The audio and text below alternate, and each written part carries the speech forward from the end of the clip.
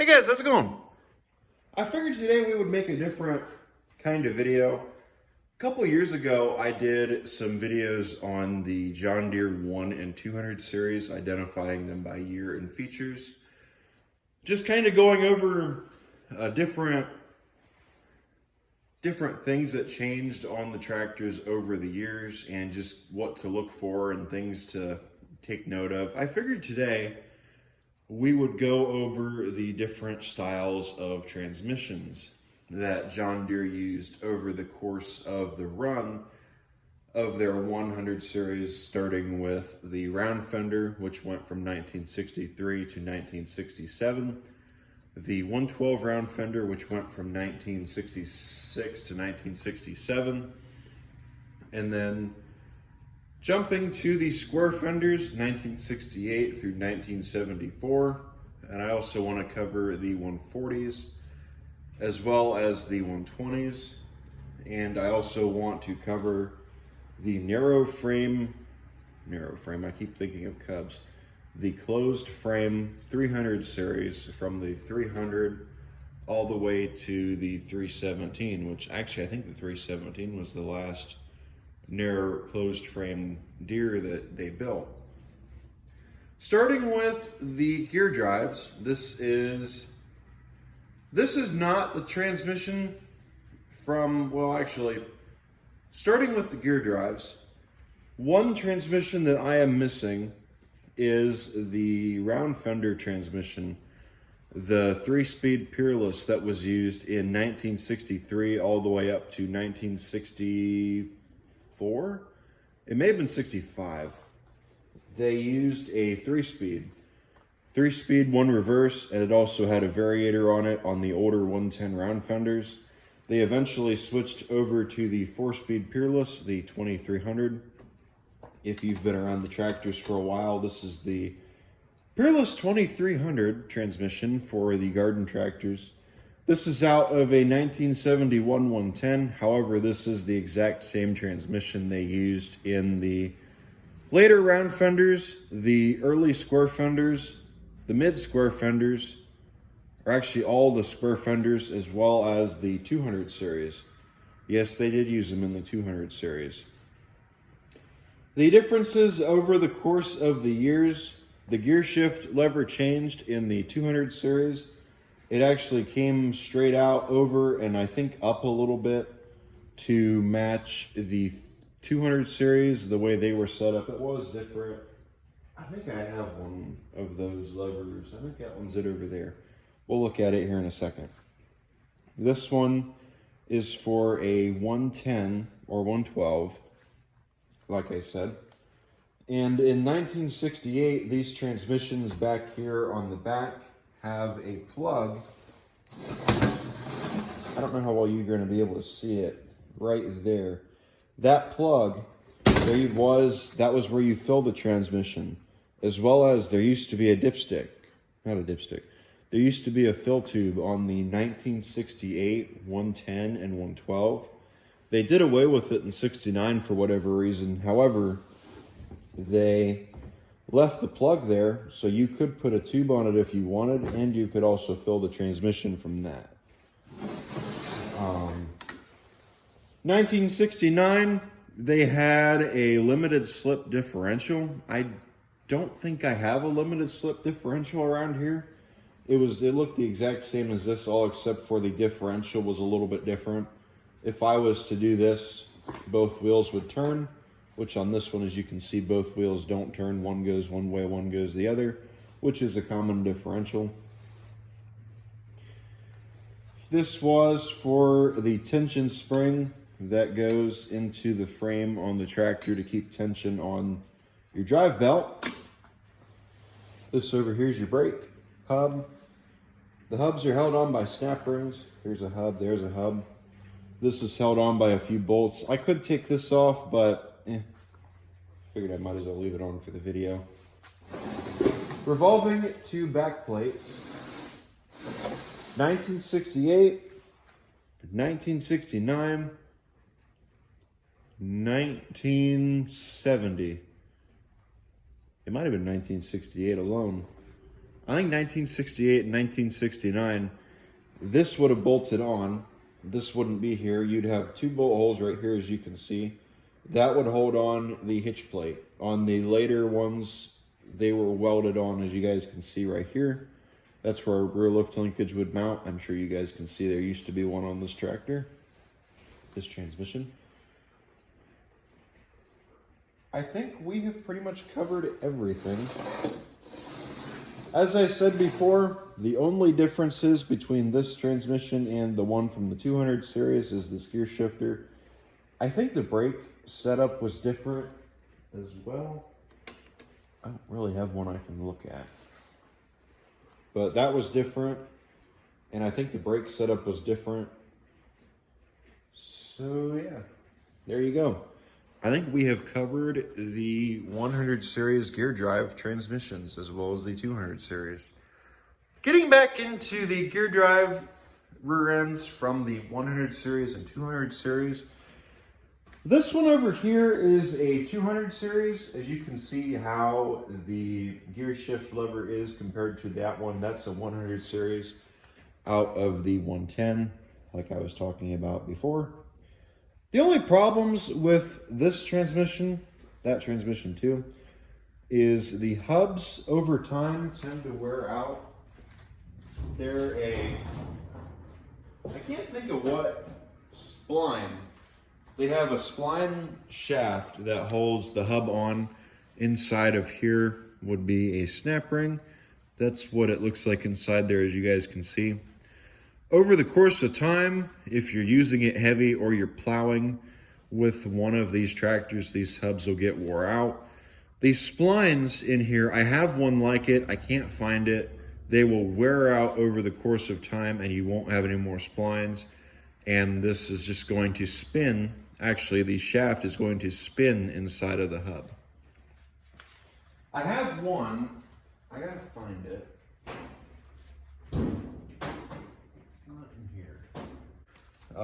Over the course of time, they'll wear out and they'll, like I said, they'll just spin on there. As well as these bearings in here go bad and these don't do it. These bearings are still good. That one does. Moves a little bit. These bearings go bad, as well as there's a seal in here. I think it's further back in the axle housing. That seal will go bad and you will get fluid everywhere, pissing out those axles. So same with on the 300 series transmissions, the seals do go bad over the course of time.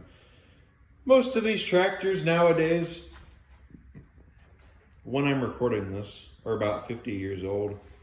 So you got to expect them to have some leaks as well as some seals that need to be changed. So I mean, you know, as long as they were taken care of well, they'll be fine. However, some of them, unfortunately, were not taken care of very well and were very heavily abused. So sometimes you're going to have leaks. I think I have pretty much covered everything. I want you guys to leave me a comment and let me know. That transmission out of the rear plate that mounts it into the transmission or tractor looks like a turkey. Don't you guys agree? It looks like a turkey. Let me flip it around so you can get a better look. That looks like a turkey and the legs are spread. Let me know if you agree with that or not. Also, that bolt right there, that is where the fill tube would have been on the 1968s I was talking about. Here we have one of the older 140 transmissions. They use this in both the H1 as well as the H3 variant of the John Deere 140. This is the Sunstrand 15 pump right here. This is a Peerless gear drive. I don't know what the number is for that, but that is a Peerless rear end right there, as you can see. Disc brakes. This one has lug bolts that hold the wheels on to it. Right here is where your hydraulic fluid comes out that goes to your hydraulic block, hydraulic spool, I think both of the older 140s had both of them had an H3 spool, all except for only one lever was accessible of that spool on the H1. I don't know if that's true or not. I think it may have actually just been tied to all of them as opposed to the H3. This one, as you can see, our drive shaft up here as well as the fan is mounted to the drive shaft. On the bottom of our transmission right here is what drives the transmission.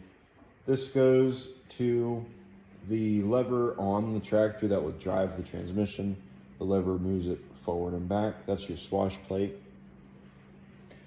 This up here is where your hydrostatic disengage is. You know, we could tip this thing back so we can even better look at it. Maybe not. Maybe we better leave it alone. The hitch plate's still mounted. Is it going to balance? No. This rear end back here is your PTO output shaft for if you had a rear PTO.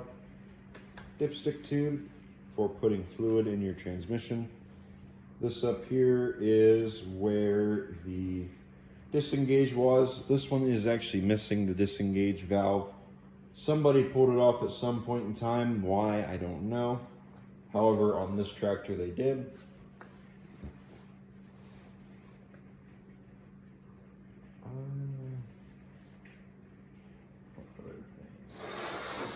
Swinging it around to the front.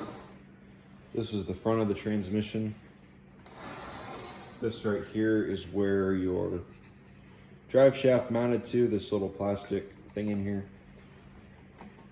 And then down here was, like I said, your swash plate. I do apologize for the rain. There's really not much I can do about that. I can't change the weather. And right here's your brake setup, like I had said earlier. Lug nut right there to hold, castle nut, to hold the hub onto the shaft that goes into the transmission and hooks up to the differential. So yeah, that's pretty much the older style of the 140 transmission. I think now we jump to the newer style of transmission. I actually kept both of these transmissions up on the table, both hydros, that way we could look at both of them together and you guys can get the differences between the two. By the way, I forgot to mention, this transmission, this Sunstrand 15 pump right here, some of you that collect Sears garden tractors are probably looking at this saying, hey, I recognize that pump. The Sears actually did use this pump on some of their models. I can't think of what models they used it on. I'm not really a Sears guy. However, my brother has some Sears and I've learned some things about them from him. I also forgot to point out on this transmission right here is where your oil filter is. It's just off of this little block right here. So let's take a look at the new transmission. This one over here is our new transmission. As you can see right here, this one has lug nuts on it compared to bolts to hold the wheels onto the hubs. Drum brakes as opposed to disc brakes on the older transmission.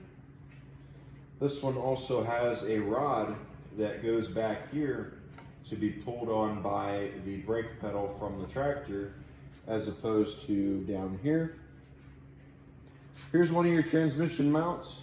This right here was the drive lever that went to the swash plate on the later transmissions. On the older transmissions like this style of transmission older, instead of a castle nut, they had a bolt that held the hub onto the shaft in here that went into the pumpkin.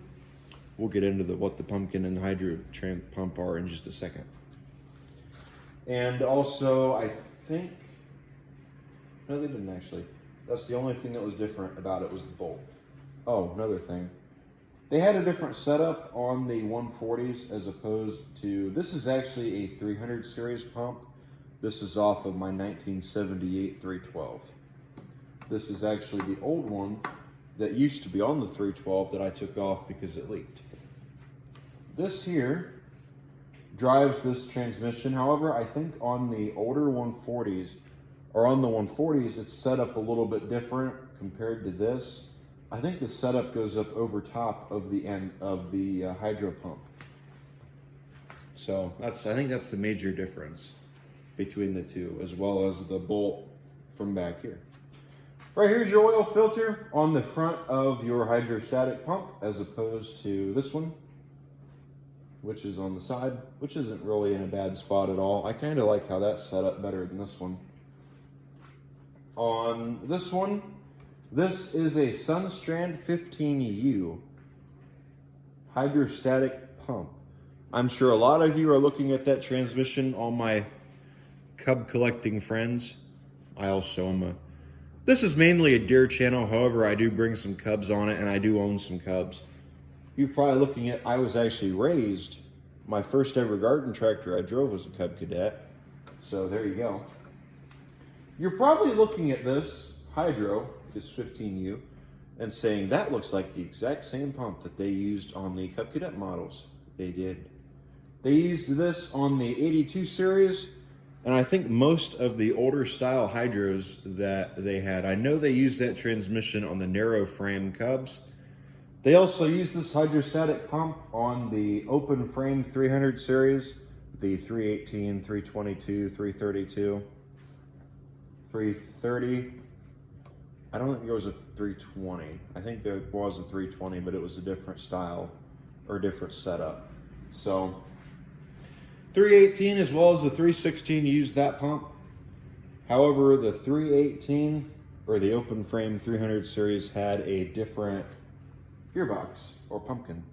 This is the Dana 20 rear end. This is the pumpkin that they used on the open frame 300 series and also the 140s and the 120s. This transmission was used 1971 through 1974 on the 140s. On all the 140s, they had the bolt right here as opposed to the castle nut. This transmission was used, this setup was used 1976 on the 300 series, 1975 actually on the 300 series, all the way to, I think, the last 317 that rolled off the assembly line was in 1982, 83, somewhere around there. So it had a pretty long production range. It was a very good transmission. I have a few of them myself. I like them. Down here is where you would drain the fluid out of the transmission. You would pull that cooling hose off and the fluid would drain out right there. On this transmission, however, they had a better setup. Peerless knew what they were doing. You didn't have to remove a hose. Get this swung around.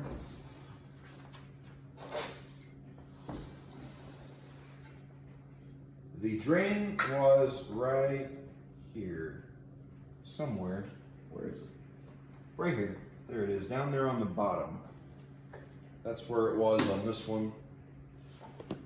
Damn it, I grabbed my coat.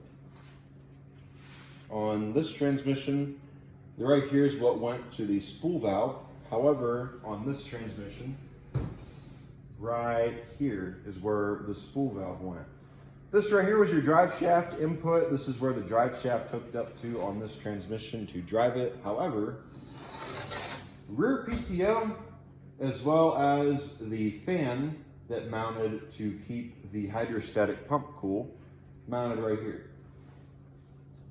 Ignore these are support brackets. They go in the frame of the tractor. They're not really important.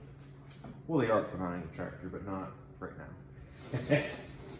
On the Sunstrand 15 with the Peerless rear end, this right here was where I was telling you guys the hydrostatic disengage is.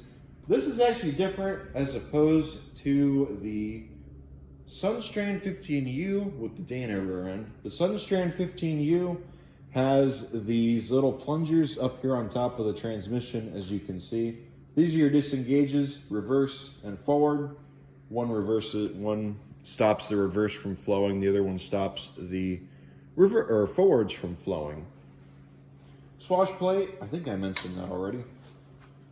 Filter. This right here, I've seen it used for a few things. This is supposed to keep the transmission in neutral. I don't think it does, personally. I think it more or less is just there to be there. It tries to help hold it in neutral. However, I don't really think it does a very good job at it. However, most of these tractors are 50-something years old. So, I mean, yeah. On this style of, actually, skip that. I'm not even going to talk about that yet. When these transmissions were in the 140s, 1971 through 74, this was a dipstick. It shot straight up out of here where this bolt head is, as you guys can see. It shot straight up and there was a dipstick that went down this tube. As well as, never mind. You could look at the dipstick and figure out how much fluid was in it. On the 300 series, I have no idea why they thought of this. I have no idea whose idioticness it was that said, oh, we should do this instead of the dipstick. I think that was the dumbest idea ever. They put a nut right here. This is where you fill your transmission.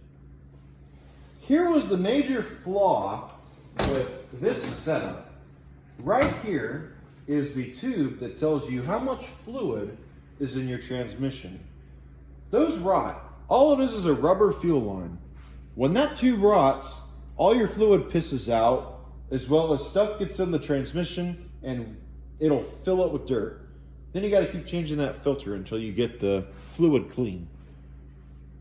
Explain to me how that makes sense. That should not be like that. It should have had a dipstick.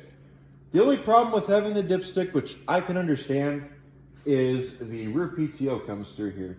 But you could have moved the dipstick over a little bit and made it work. That is the only thing I do not like about these transmissions right here, is that, the way they have that set up. Anyway, no more rants.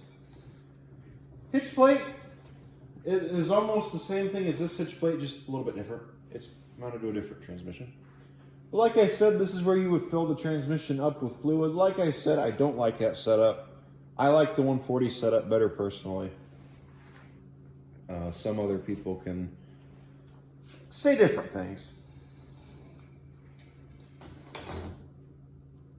I think we have pretty much covered everything between this transmission on the 300 series and the 140, as well as the older style transmission for the 140, as well as the Peerless 2300s, as well as the 3-speed transmission that the 110s had. If you know what the 110s had, the 3-speed, please leave me a comment down below and let me know, because I have no idea what it was, and I'll put it in the description. That way people know what that transmission was. So keep a look in the comments, and also keep a look at the channel or video description, because I will put it down there when I find out what it is. Also, if you know what the Peerless rear end is on this transmission, please let me know. I can't remember what it was. I knew what it was at one point, but now I don't. This is the Sunstrand 15, like I said. So yeah, hope you guys learned something from this video. I can't really think of anything else to talk about. As it comes to, as it comes to the weight of these transmissions, this one is fairly light. I think they pretty much used aluminum when they built this one over here, the rear end pumpkin. This motherfucker over here is heavier than hell. You can barely pick that one up off the table without breaking your back. And then they have the gear drives, which aren't terrible. I might have overestimated it a little bit when I said heavy. This one's heavy. It's what's the word? It's not horrible to lift. I think the rear end of it is made of cast iron. If you're gonna pick this one up, you want somebody to help you. As opposed to that one's aluminum. Having a heavier rear end though is nice for when you're using the tractor. That way you've got some more weight on the back of it. Plus if you use wheel weights, that'll help you get some rear end weight.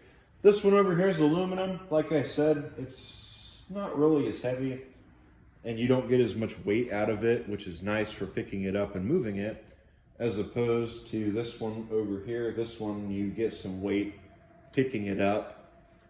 I don't know how heavy that one is. If I had to guess, I would say that one probably weighs about maybe 100 pounds, 150 pounds. It might even be less. This one over here probably weighs about 70, 75. I think this transmission is lighter than the gear drives, believe it or not, the Peerless gear drives. And I will stand by that. So yeah, I want to thank you guys for watching. I hope you guys enjoyed the video. Hope you learned something from it. If anybody out there has any video recommendations, if you want to see any more stuff that's different between the 100 series and 200 series, as well as the 300 series, closed frame. I don't have any open frames at the moment. I don't have any 400 series yet. I don't have, what's another one that I don't have that I can think of? I don't have any of the later 400 series either, the 425, 445, 455. I might one day, but right now I don't at the moment. So yeah. All right, guys. Hope you learned something from this video, and I will catch you all in the next video. Take care. Bye.